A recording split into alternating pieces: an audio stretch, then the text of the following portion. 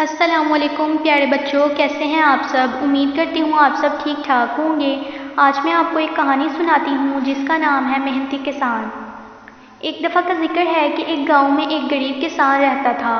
وہ فصل کاٹ کر اپنے گھر کا نظام چلاتا تھا۔ ایک دن صبح کا وقت تھا اور کسان اپنی فصلوں میں بیٹھا فصل کاٹ رہا تھا کہ اچانک علاقے کا بادشاہ وہاں سے گزرا۔ کسان کو محنت سے کام کرتے دیکھ کر بادشاہ نے سوچا کہ کیوں نہ کسان کی خیریت دریافت کی جائے۔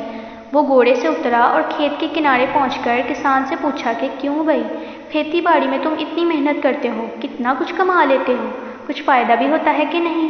کسان نے سر اٹھایا اور بادشاہ سے کہا کہ فائدہ کیا جناب، فصل کاٹنے کے بعد فصل کے 4 حصے کر لیتا ہوں۔ نواب نے پھر پوچھا، اچھا تو ان 4 حصوں کو خرچ کیسے کرتے ہو؟ کسان نے جواب دیا، ایک حصہ تو حکومت کے ٹیکس میں چلا جاتا ہے، دوسرا حصہ قرض چکانے میں خرچ ہو جاتا ہے، تیسرا حصہ ادھار دیتا ہوں اور چوتھا حصہ یوں ہی لٹا دیتا ہوں۔ اس پر بادشاہ بڑا حیران ہوا اور بادشاہ نے کہا کہ مجھے تمہاری باتوں کی بالکل بھی سمجھ نہیں آئی، صاف صاف بتاؤ۔ جس پر کسان نے کہا کہ جناب، ایک حصہ میرا قرض میں گزر جاتا ہے۔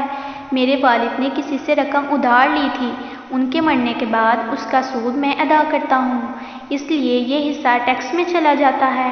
دوسرا حصہ میں اپنے 2 بیٹوں پر خرچ کرتا ہوں تاکہ وہ بڑے ہو کر مجھ پر خرچ کریں، اور آخری حصہ میں اپنی بیٹی کے جہیز کے لیے جمع کرتا ہوں۔